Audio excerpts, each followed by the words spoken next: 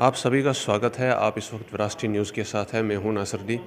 यहाँ त्रिकुटा कॉम्प्लेक्स में आज international human rights protection group और human rights council of India ने मिलकर जो है वो एक प्रेस वार्ता रखी हुई है। आपको बता दें कि कल संजीव दुबे नामक एक सोशल एक्टिविस्ट को कहीं पर जो है वो मारपिटाई हुई है। उनके साथ जो है वो बहुत ज़्यादा मारपीट करके जो उनको ज़ख्मी किया गया है। आज यहाँ उसी सिलसिले में जो है वो एक प्रेस वार्ता भी रखी गई है। देखते हैं क्या कुछ कहते हैं प्रेस वार्ता में। कि हमारे सहयोगी संजीव दुबे जी के साथ जिस तरीके से जो उनके साथ पुलिस थाने के अंदर जो मारपीट का मामला सामने आया है, वहीं पे हम ह्यूमन वायलेशन इसको समझते हैं, क्योंकि जम्मू कश्मीर के अंदर ह्यूमन राइट एक्ट ना होने के तहत जो है जम्मू कश्मीर के अंदर इस तरह की जो वायलेशन है पूरे जम्मू कश्मीर में, वो मतलब कि आए दिन कोई ना कोई किसी न किसी तरीके से हमें सामने आती है। और हम ऑलरेडी माननीय होम मिनिस्टर अमित शाह जी के आगे अपने काफी मेमोरेंडम और काफी लेटर इशू कर चुके हैं कि अगर आपने यूटी बनने के साथ साथ 108 एक्ट अमेंडमेंट किए तो ह्यूमन राइट जो एक्ट है यहाँ पे अमेंडमेंट क्यों नहीं किया।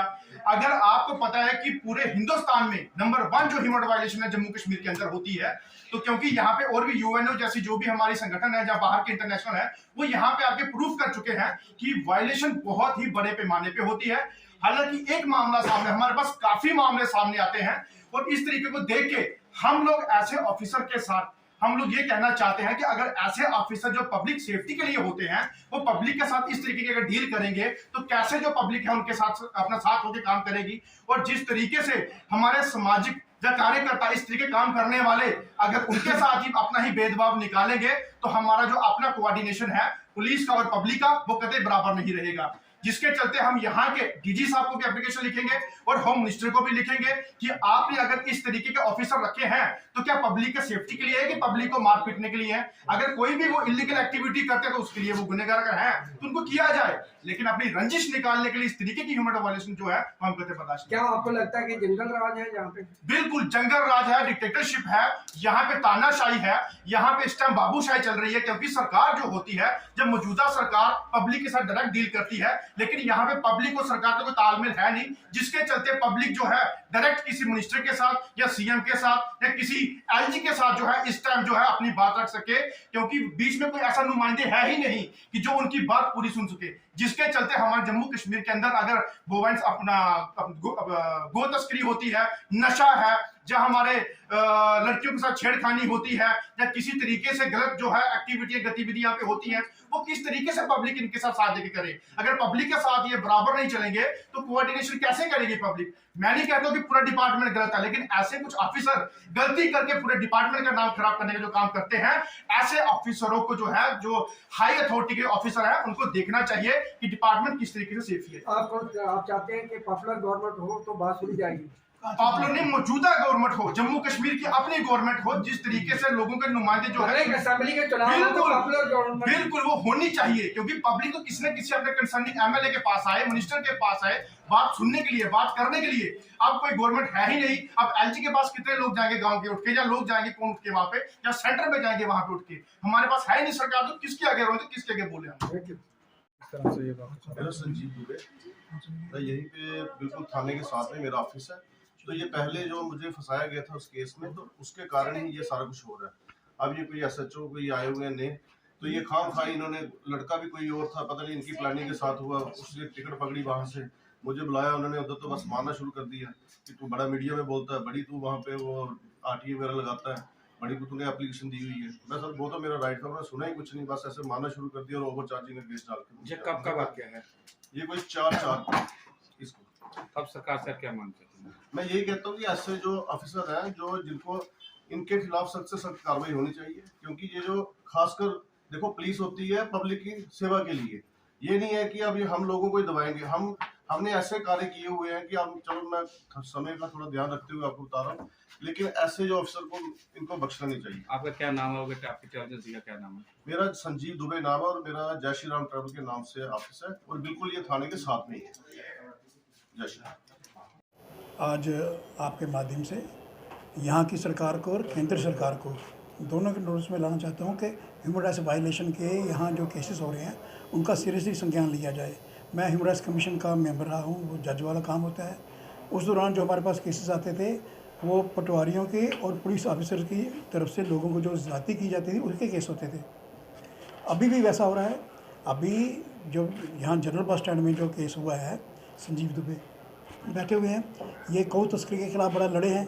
मैं गौ तस्करी के मामले में मैं देखता हूँ कि पुलिस भी उनको तस्करों को हाथ नहीं डालती है, वो इतने पावरफुल होते हैं, फिर भी ये छाती आगे निकाल के खड़े होते, ट्रक रुकते थे, फिर पुलिस को पकड़ना पड़ता था। एक तो पुलिस को इज्जत है इनके साथ, दूसरा जनरल बस स्टैंड के अंदर जो ला कानूनी है, जो ड्रग्स का काम यहाँ चलता है, हर किस्म की बुराई यहाँ रोज़ खबरों में आई होती है, ये उसके खिलाफ आवाज़ उठाते हैं। इसलिए पहले कोई SHO थे जहाँ उन्होंने इनको इम्प्लीकेट कर दिया ड्रग्स के केस में ही, ड्रग्स के मामले में आवाज़ उठाते थे। कुछ लोग जो ड्रग्स का काम करते थे वो SHO के बड़े क्लोज थे और ये उनके रास्ते में अड़चन थी। अब हर जगह CCTV लगे हुए, कैमरे लगे हुए हैं, क्यों नहीं उनमें उसकी कहीं रिकॉर्डिंग नहीं होती। इनके ऊपर झूठा केस बनाया, इन्होंने मांगा अपने CCTV की वो फुटेज दे दो, CCTV काम नहीं करते। तो ये एक प्लॉट था इनको अरेस्ट करने का, केस बनाने का। वो मैंने केस पढ़ा हुआ है, मैं एडवोकेट लीगल बैकग्राउंड का हूँ, उसमें कुछ दम नहीं लगता है। उसके बाद इन्होंने RTI वगैरह लगाई और पटिशन लगाई गवर्नमेंट के ख़िलाफ़ रिपोर्ट देने के लिए। अब ये पुलिस चढ़ गई है, ये इकोसिस्टम चलता है। उस SHO ने इस SHO को भड़काया, अब इनको एक फाल्स केस में दोबारा इम्प्लीकेट कर लिया कि आप ओवर चार्जेस करते हैं। मैं आप भी जम्मू के रहने वाले सभी आप देखते हैं कि जब सीज़न होता है, टूरिस्ट सीज़न, तो हर जो व्हीकल वाले हैं वो किराया बढ़ा लेते हैं, और जब सीज़न ऑफ होता है तो किराया कम कर लेते हैं। कोई फिक्स रेट है ही नहीं, कहाँ कोई फिक्स रेट। तो अब तो ई-रिक्शा वाले भी इतने चार्जेस कर रहे हैं, तो किसी को नहीं पकड़ा। इनको पकड़ा है 50 रुपये ओवर चार्जेस, ये एज़ पर देयर एलिगेशन। वो इनके पास कोई लड़का आया काम करने के लिए, पुलिस का प्लाटेड था, उसने रसीद उठाई, कहीं से पैसे लिए, भाग गया। वो रसीद पुलिस के पास पहुँच गई है, पुलिस ने उसको नहीं पकड़ा हुआ, जिसकी पोजेशन से वो रसीद लिख रही है, जिसको अलग किया है ओवर चार्जेस हैं।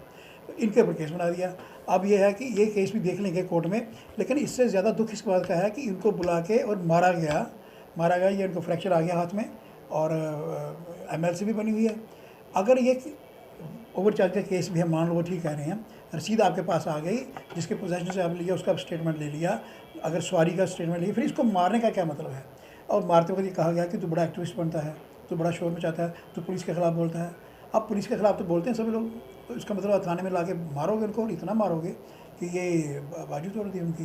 तो मैं इस मामले को आपके माध्यम बताना चाहता हूँ, पुलिस के जो सीनियर ऑफिसर उनके पास भी लेके जाऊँगा, ह्यूमन राइट्स कमीशन जो नेशनल कमीशन है दिल्ली में, उनके पास भी लेके जाऊँगा, और होम मिनिस्ट्री में अमित शाह साहब को, मेरी पर्सनल भी, वो मेरे नाम से जानते हैं, उनको भी लेटर लिखूँगा कि जम्मू शहर में सिविलाइज लोग रहते हैं, यहाँ ऐसे अफसर लगाए जाएँ जो पीपल से फ्रेंडली हों, जो सभ्य लोग हों, अच्छे तरीके से लोगों से बात करो। लोग बहुत सपोर्ट करने को तैयार हैं पुलिस को, खास करके जम्मू के लोग पुलिस को हमेशा सपोर्ट करते हैं, चाहे मिलिटेंसी के खिलाफ फाइट हो या क्राइम के खिलाफ। लेकिन अगर आप ही जम्मू के लोगों को परेशान करोगे तो फिर वो एक्सपेक्ट मत करें, बल्कि हम ये चाहेंगे कि अच्छे अफसर लगाइए।